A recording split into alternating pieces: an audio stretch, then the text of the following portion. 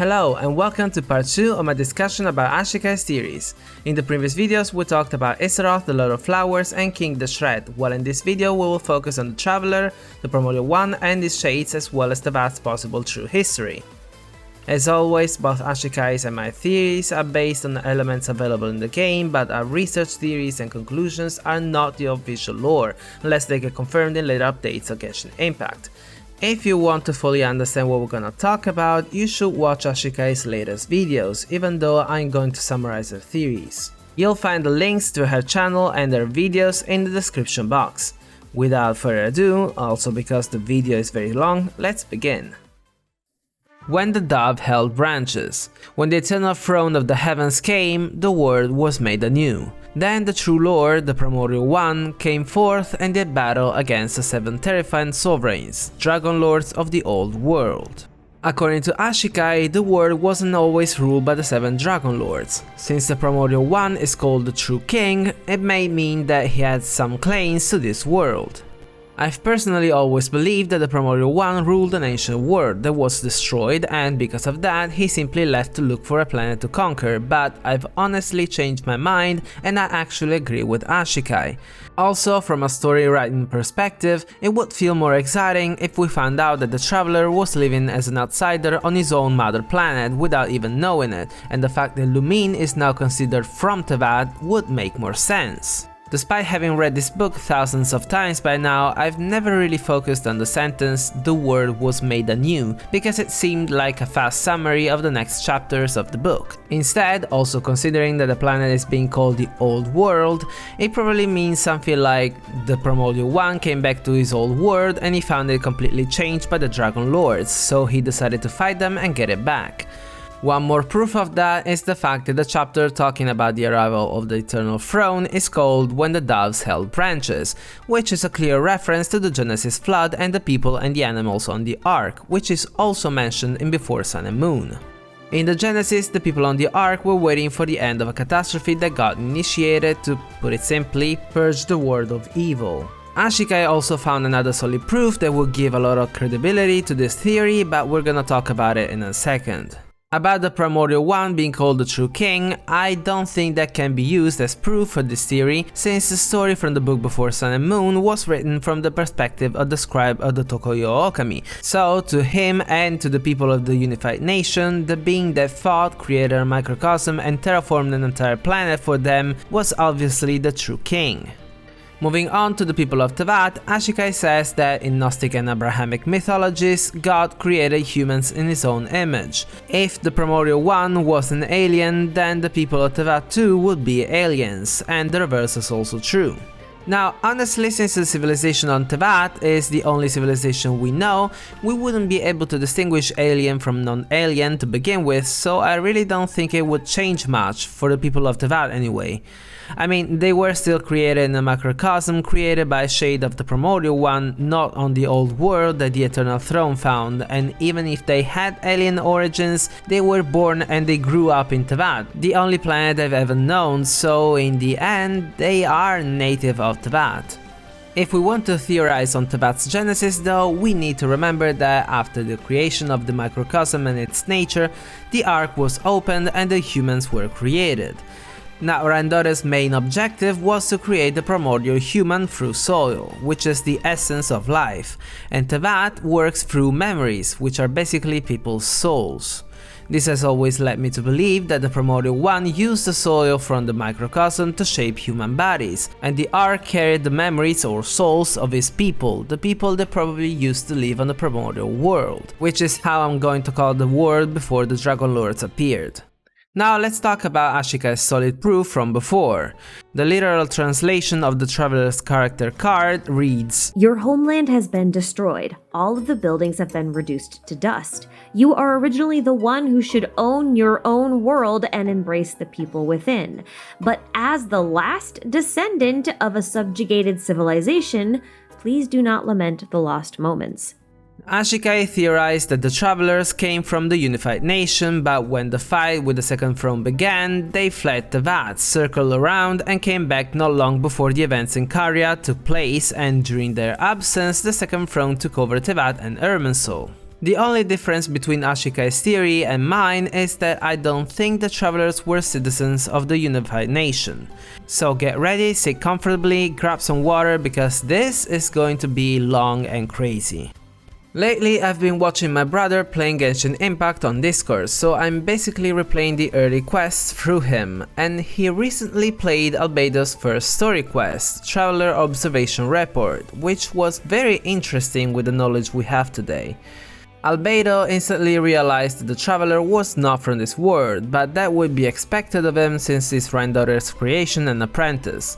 The thing is that although he's aware of the Traveler's origins, he still looked for potential evidence that the Traveler had a phylogenetic relationship with Teyvat, meaning he was trying to prove that he was part of the evolutionary process of the world, and in the end, Albedo's conclusions were that the Traveler was identical to any other human of Teyvat. If that's not enough, Albedo also strangely and inexplicably owned a seed that was actually not native of Teyvat. The seed, because of the loss of Teyvat, was unable to bloom, nor could Albedo help the process through Kemia. What's interesting is Albedo's hypothesis. Something from beyond Teyvat, like that seed, cannot function because its existence needs to follow laws that are beyond those of Teyvat, while the Traveler, someone who claims to be from another world, can live and talk and he can function just fine. There's also the strange and unexpected sediment at the end of the bottle that the Traveler drank from, that made Albedo think that both of them were similar, composed of a substance that has yet to be fully defined. Then, still thanks to Albedo, we obtained the Festering Desire, a weapon coated in the remains of During and its curse, which also shows a Star of Ishtar in its design. A weapon that only the Traveler can wield because his purifying powers make him immune to the curse, which means that the Traveler should be immune to the curse that was laid upon the people of Canria. The Festering Desire, purified by the Traveler, was also capable of reviving withered plants, which is very interesting. So, what's my theory then? Well, the book Before Sun and Moon is a clear reference to the book of Genesis, but the chronology of the events is strange. I mean, isn't it strange that it begins with Genesis 8, the dove that brought back the olive leaf, then Genesis 7 when it rained for 40 days while the Primordial One fought for 40 years, then it goes back to Genesis 1 with the creation of heaven and earth and then nature and humans, and then all the way back again to Genesis 8 with the opening of the Ark. I think that what is missing may tell us both the true identity of the Traveler twins and of the Primordial One. Let's start with the Travelers. There's one part, probably the most important part of the Genesis, that is not referenced to in Before Sun and Moon: the creation of the first man and woman, Adam and Eve. They may be the primordial humans that Rhindaughter was trying to recreate when she made Durin and then Albedo. These two primordial humans have probably been kept in the Teyvat's version of the Garden of Eden during the Primordial War's time. We know from the Christian Genesis that Adam and Eve were tempted by the snake, they ate the fruit of the tree of knowledge, and for that they were cast away, destined to suffer in the world. There they had two children, Abel and Cain. Cain then killed Abel out of jealousy. He was cursed by God to become a restless wanderer on the earth, and to prevent anyone from killing him, God put a mark on him. He then left and reached the city of Nod, where he met his future wife. This also means that in the Genesis it's implied that humans were made while Adam and Eve were in the Garden of Eden, since cities exist on Earth. What's also interesting is that, according to Kabbalistic and Gnostic beliefs, and stemming from the Treatise of the Left Emanation by the Cohen brothers in the early 13th century, Adam and Eve may not have been the first humans created. In some accounts, God created Adam and Lilith, and after her rebellion, he created Eve. In other accounts, God created Adam and Eve, but also their evil but necessary counterpart, Samael and Lilith. Either way, Lilith still ends up being Samael's partner and they generate demons on Earth. So what does it have to do with Genshin Impact? I think that Genshin Impact's story may be way more complicated than we think. There may be one single true god that we have never heard of, who is definitely not the Primordial One, since not even the people of Enkanomiya defined him as a god. This god created the primordial world for the two primordial humans, Adam and Lilith. While they were in the Garden of Eden, God also created humans on the primordial world and everything seemed fine. That is, until Lilith decided not to submit to Adam since they were equal and fled from the Garden of Eden to the primordial world, where she found Samael and they produced demons. God then created Eve and, as the myth goes, out of vengeance for Lilith, Samael was behind the snake and apple incident which caused Adam and Eve to be cast out of the Garden of Eden, and later they had 2 children. Now if you think that I'm associating Adam and Eve to Ether and Lumine, you've guessed wrong. They are defined as the descendants of a subjugated civilization, so they cannot be the primordial humans. Ether and Lumine may actually be Abel and Cain. But in this case, Cain didn't kill Abel. Well, at least for now. You might be asking yourselves, who are Adam and Eve then? I have no idea. They may have died when they were cast away, or they may be prisoners of the Primordial One, which allowed him to create human bodies using them as models when he came back and created Teyvat. Then what about the Primordial One? Who is he then? Well, I think he, or better yet, she, is Lilith. This may sound like a long shot, but I have a reason for this. We know that the Shades, well, one of them at least, has a demon name. We also know that the gods of Teyvat have demon names, and they are actually called demon gods in the Chinese version. Lilith was the mother of all demons. To this, let's throw in the mix Wakana Kapatsir Toru when he asked her what her name was. She gave me a name long ago, but I have forgotten it. Who is this she that gave her a name? But also who and how were the gods of Teyvat created? No one knows. They simply appeared on Teyvat at some point in the past. Well, we do know about one, but we're gonna talk about it in a moment. So, this is my theory, and be ready for it. The Primordial One, Lilith, together with Samael, probably rebelled against the primordial true god, broke havoc on the primordial world, and left the planet on the eternal throne, the Ark, bringing with them the souls or memories of the people of the world, while Ether and Lumine fled with the primordial true god since they don't know Teyvat and they were looking for a place to call home once their planet was destroyed. When the Eternal Throne came back, they found their old world completely devastated by the Dragon Lords, probably humans corrupted beyond recognition. Lilith came forth from the Eternal Throne and fought against them. She then created 4 shades of herself, one of which created a macrocosm with strict laws, sealing the path to temptation and hiding any kind of knowledge about the primordial true god in order to prevent the new humans from rebelling like she once did. The unified nation was created and everything seemed fine, until someone from Teyvat found out about the primordial true god and managed to acquire that power that was sealed off. These people, the Second Throne, rebelled against Lilith and she simply left again like she did in the past. Things went differently this time, because the Shades were left behind. They joined the Second Throne to be able to protect the people of Teyvat, but also with the intention of secretly leading a future rebellion against the Second Throne. Teyvat kept existing, human reappeared, and the Shades, together with the Seelie, guided them in the hope that once Lilith came back, she would find a functional world, ready to help her defeat the Second Throne. Back then, the humans had direct contact with the divine envoys, the Seelie, but although they didn't know about the Second Throne incident, things started to go wrong anyway. They asked too many questions and even questioned the Heaven's authority, as per the Tiara Circlet's descriptions, which tell the story of Selvindagnir, so the Envoy Age. The people, probably helped by the travelers from the Battle Pass, acquired powers that they shouldn't have acquired, the first instance of the forbidden knowledge. They even tried to breach into the Garden of the Gods, and they were on the verge of breaking reality, so the Shades had to send down the celestial nails to both wipe them out and fix the aberration of mankind. Since the Shades, although independent beings, are still Lilith's copies and together they probably have her same power, they decided to hide their existence altogether and they created higher beings, the demon gods, to keep the humans under control and have them follow the rules of the world. Let's remember that Barbados was born from the branches of time, after the people of Old Mondstadt asked the god of time for help during the Archon War, so the Shades probably do have that power.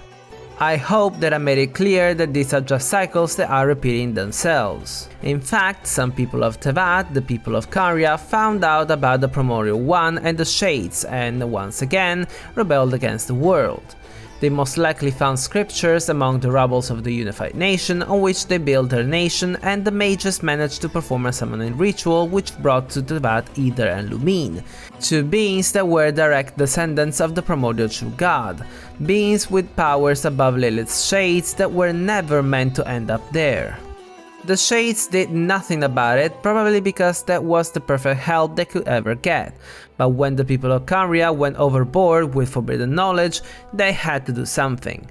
The Shades and the Archons had to destroy Caria, especially because reality was about to crack, and the people and everyone associated with them were cursed, they were stripped of their memories, intelligence and bodies. Everyone except for two people who were there during the events but were immune to the curse, Aether and Lumine. And we know that Aether is immune to the curse of Caria because of the Chalk Prince and the Dragon event that we talked about before. Still for the same event, we learned that Aether is also capable of purifying the curse, which also gives us a clue about Aether being more powerful than the Shades, and that together with Lumine, he might be able to lift the curse on the people of Caria, which is what the Abyss Order, led by Lumine, is trying to do. As to why Sasti didn't kill the Travelers when she had the chance, although she's terrifyingly powerful as she demonstrated in Caria, she probably wouldn't have been able to kill them because they're higher beings compared to her, but also because she most likely didn't want to. Let me explain.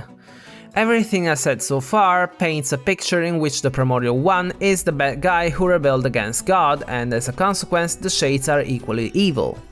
There's also a chance, though a very high chance, that the primordial true god was an evil god. Lilith rebelled against him to free the people from his shackles, but those same people kept finding out about the true god and they kept rebelling against her. In this possibility, Sasti, which I believe to be one of the Shades, caught the Travelers and released them in different times and places in the hope that they would join their cause by seeing how Teyvat is not evil, unlike the true god, which is basically the twins' grandfather. Sasti seems to have failed with Lumine. At the end of her journey, like Cain, she rebelled and she received something like the Mark of Cain, which is probably what allowed Irminsul to finally record her as a person from Teyvat.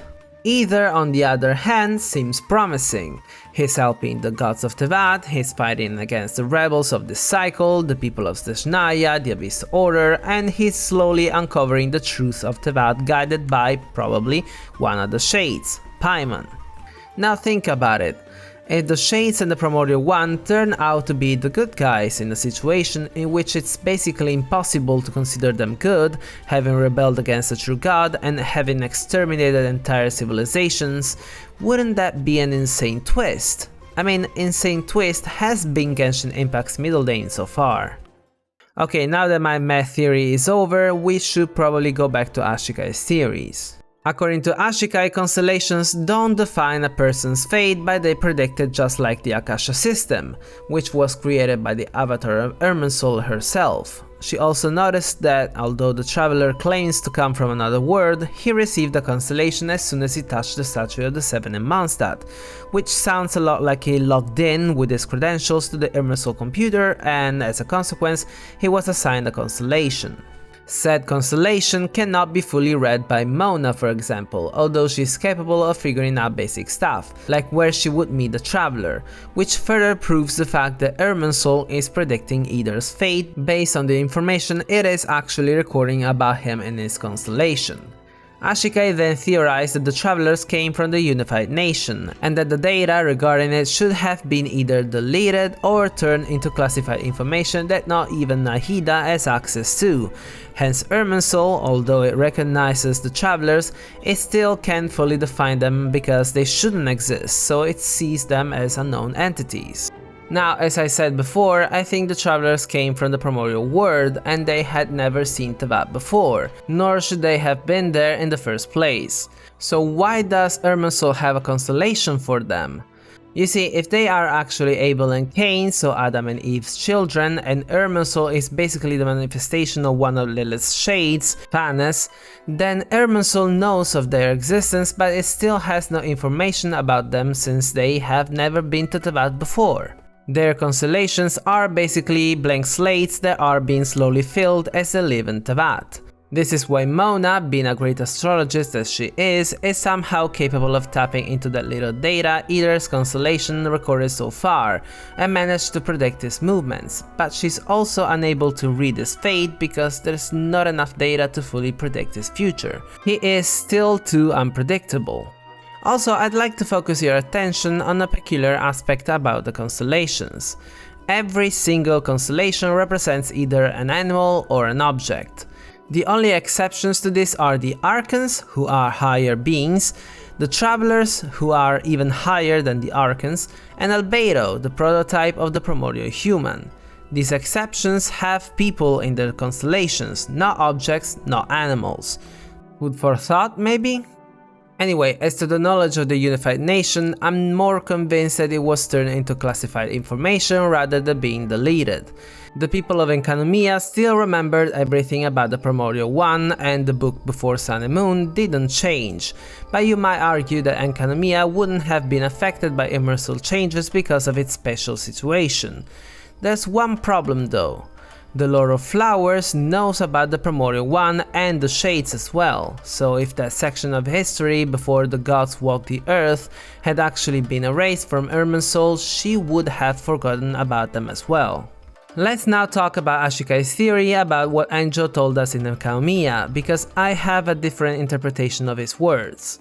As Ashikai said, Kanria sent a delegation to Enkanomiya to find proof that Celestia wasn't from Teyvat, and according to Ashikai, it's because Kanria, and as an extension of them the Abyss Order, wanted to find out whether the people of Celestia were aliens or not. Here's my interpretation. Looking for proof doesn't necessarily mean that they were trying to ascertain what the book says. It may also mean, and this is what I actually believe, that they wanted to obtain said proof to use it against Celestia. If you remember what Enjou told us without having been able to find the book Before Sun and Moon, he basically gave us a summary of the entire book. How did he know what was written on it if he never found it? This can only mean one thing: they already have knowledge of what's written on the book. When did they acquire this knowledge? When the delegation from Kanria managed to steal the book. Ante told us that he beat them up, got the book back, and then fought the Green Guard. He never specifically said what happened to the delegation. Logically, knowing that their plan may have failed, the people of the delegation may have read the book before stealing it all while running, then they were stopped and lost the book, were beaten up by Ante, but then, while he was fighting the Ruin Guard, they managed to flee and go back to Kanria, where they relayed what they learned from the book.